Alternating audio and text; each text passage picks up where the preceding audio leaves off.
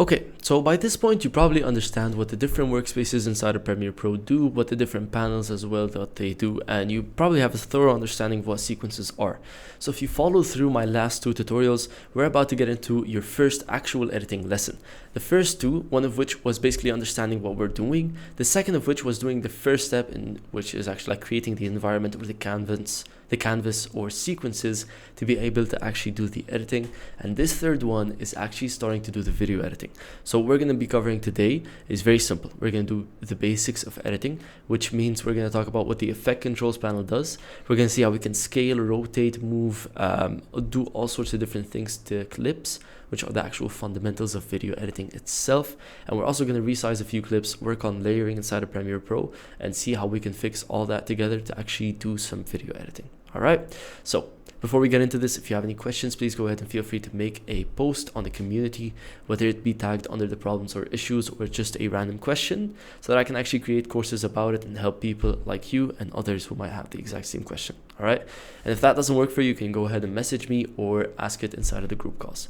Let's get straight into this. Right, I'm going to go ahead and minimize myself right over here, put myself over here.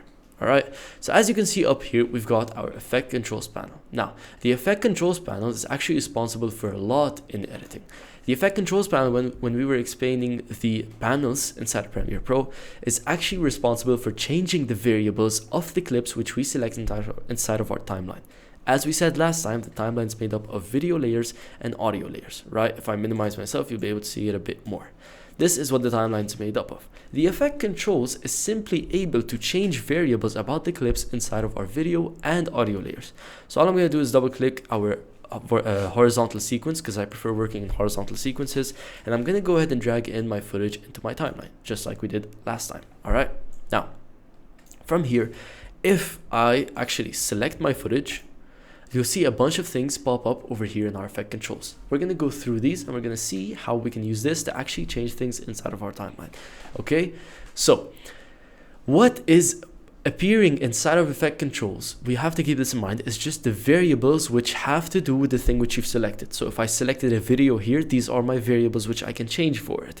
If I selected a text, these are my variables which I can change for it. If I selected a video, like an audio, whatever it may be, these are the variables which I can actually change, and this is where the majority of editing happens, right? Like, think of it logically. The majority of editing is either zooming in on clips or moving them to different places or placing them in right spots, or even when you get to advanced things like changing things about effects or placing effects in a specific way.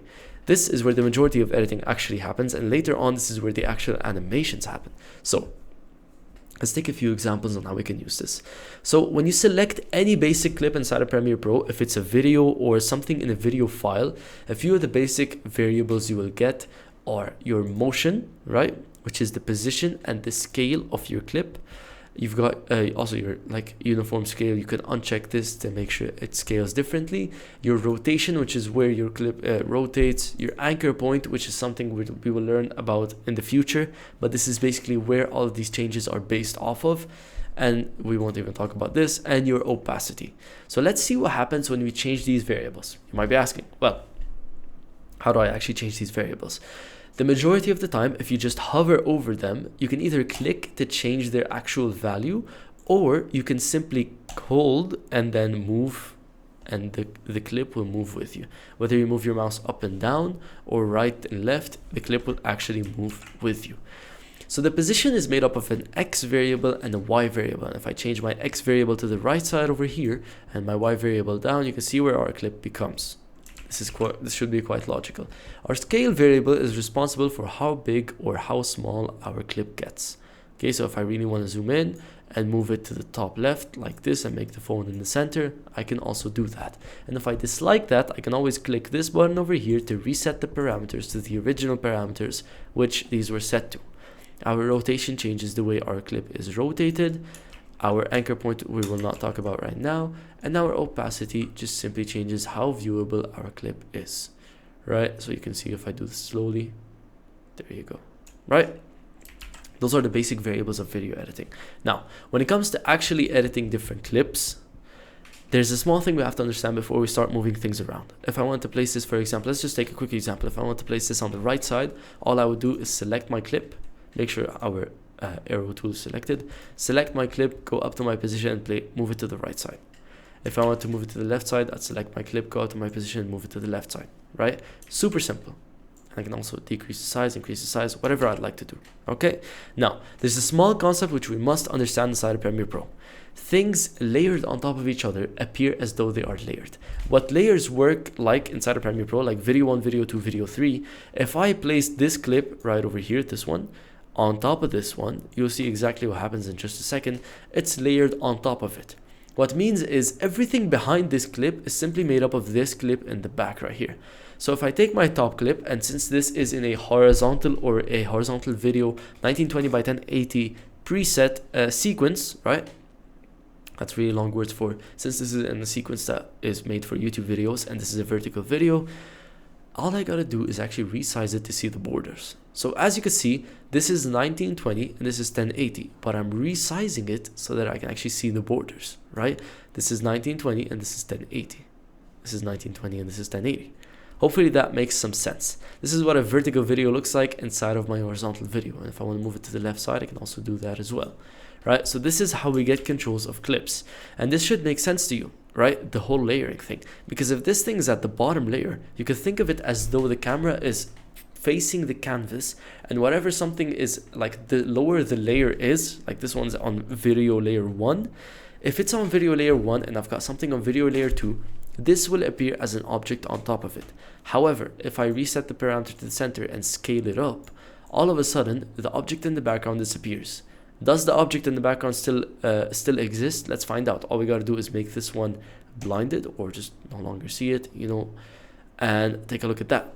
Our object in the background still exists. The reason being, this does exist. This is simply resized so that it covers the entire screen.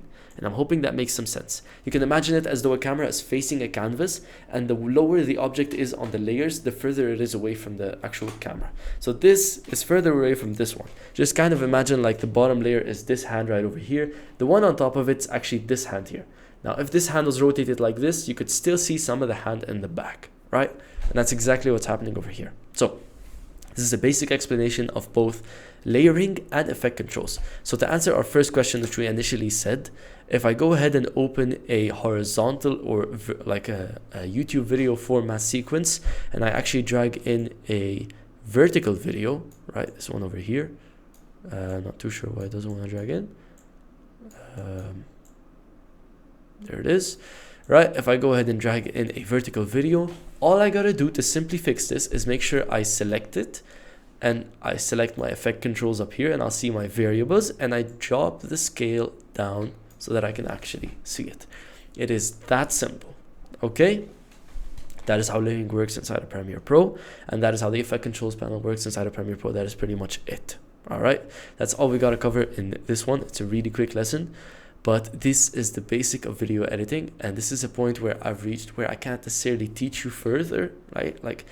If you want to learn more about effect controls, the point I'm trying to make is if you want to learn more about effect controls, you basically have to go out there and get your own experience, which means you just have to go out there, open up a project files, and it's so simple. All you gotta do is just drag in some footage, right, and start messing around with things. Start saying, okay, well, what if I rotated this and I scaled it up? Okay, it looks pretty cool. What if I scale it really like that? It actually does a really nice effect. If I place it on right, okay, that looks pretty nice. You know, just mess around with things so that you discover it. And like mess around, okay, what does the anchor point do if I moved it to the right side?